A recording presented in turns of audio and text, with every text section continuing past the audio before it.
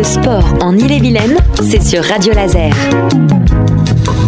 Souvenez-vous, hier, on était en compagnie de Paul Gardet, le coordinateur sportif du club de futsal de l'AS Saint-Jacques, un club qui évolue depuis quelques mois en D2. On a évoqué tout ça hier et vous pouvez aller le réécouter sur radiolaser.fr, évidemment. Alors Paul, on va découvrir un peu mieux le futsal aujourd'hui, mais avant ça, j'ai une question. Un club, c'est évidemment des sportifs, des bénévoles qui gravitent autour, toutes les personnes qui aident à tout simplement maintenir le club en activité, mais c'est aussi des supporters. Est-ce que l'AS Saint-Jacques de futsal a ses ultras ?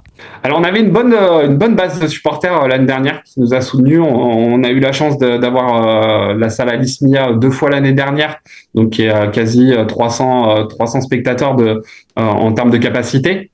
On les avait remplis les 2 fois, c'était guichet fermé, on avait dû dire à des gens malheureusement que la salle était pleine, donc pour des raisons de sécurité, on pouvait pas accueillir plus.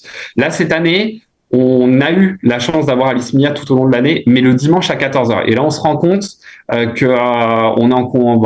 est tout de suite dans la comparaison avec le foot à 11 qui joue aussi souvent le dimanche en début d'après-midi. Donc, c'est plus dur. Donc, le public qui nous suivait était aussi assez jeune, mais est licencié de foot à 11 pour la plupart.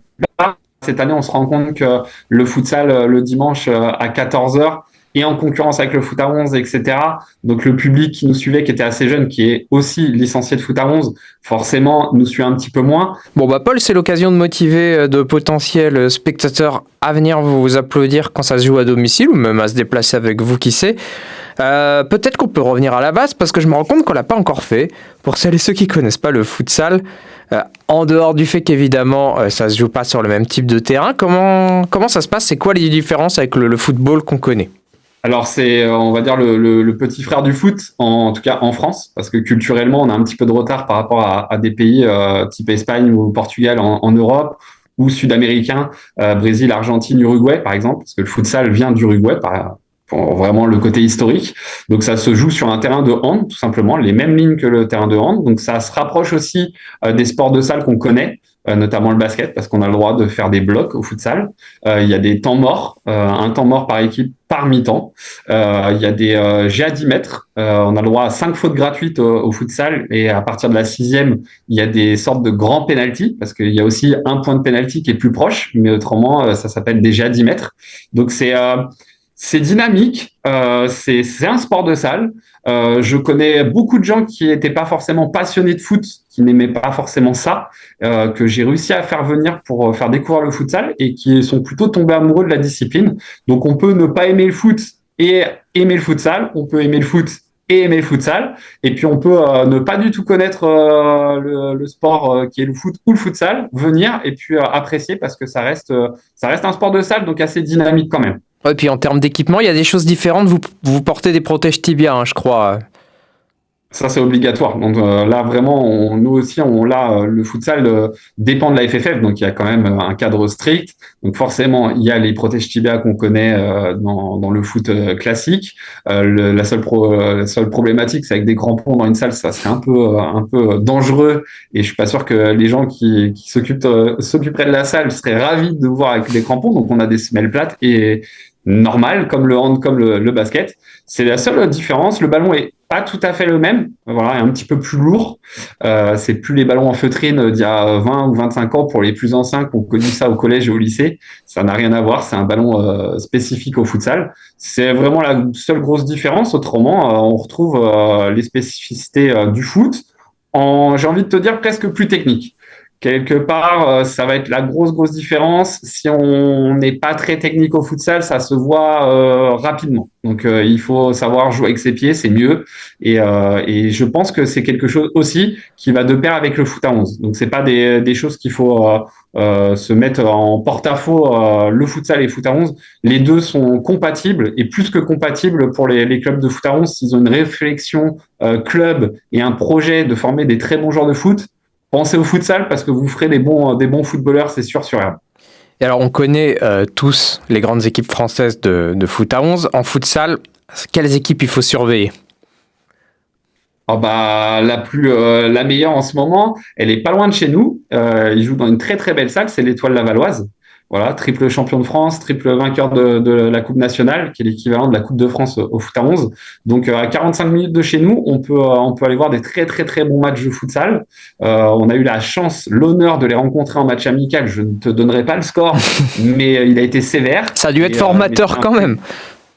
C'était très formateur. On en a pris quelques-uns, mais c'était un honneur parce qu'on a eu affaire à l'équipe type. On s'attendait pas à avoir les meilleurs joueurs en face de nous, mais c'est vraiment l'équipe qui va jouer la Ligue des Champions d'ici quelques semaines à l'Espace Mayenne, donc à Laval. Donc ne cherchez pas de place, c'est guichet fermé. Je crois qu'il y a quasi 4000 places. Elles ont été prises en 48 heures. Donc c'est la preuve que le futsal peut rassembler, peut marcher. C'est pas très loin de chez nous et c'est voilà le meilleur club français à l'heure actuelle. Il est à 45 minutes de Rennes. Et d'ailleurs, je suppose qu'il y a une équipe de France en futsal. Comment elle s'en sort ? Eh ben, la dernière compétition, on a fini 4e, donc aux portes du podium, on va dire. Et là, il y a l'Euro qui commence, donc l'équipe de France fait partie des favoris.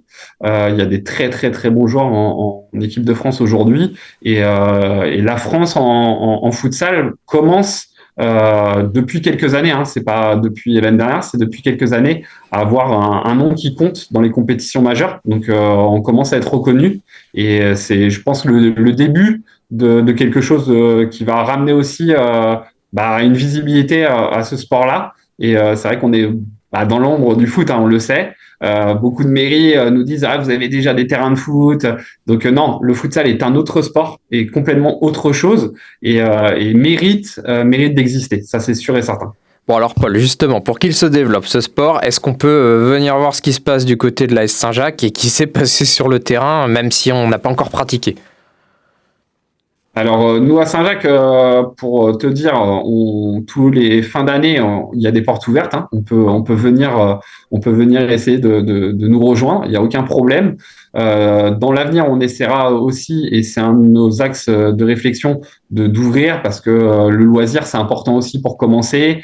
Mais tout dépend, en fait, si tu veux, le futsal, pour pouvoir nous rejoindre, des fois, c'est pas forcément les clubs qui sont contre, c'est qu'on peut pas pousser les murs.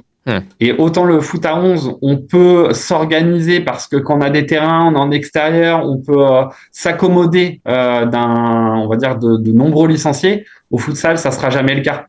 On peut pas faire des séances à 50, c'est impossible. C'est déjà quand on est une vingtaine sur une séance, c'est compliqué. Donc forcément, c'est restreint. On peut pas ouvrir les portes pour nous rejoindre, donc forcément c'est plus compliqué, ça c'est certain. Donc dans un premier temps, venez déjà nous supporter, on sera heureux de vous accueillir. La première étape, c'est de venir vous applaudir et il y a tout le calendrier des matchs sur les réseaux sociaux, on voit tout ce que vous faites.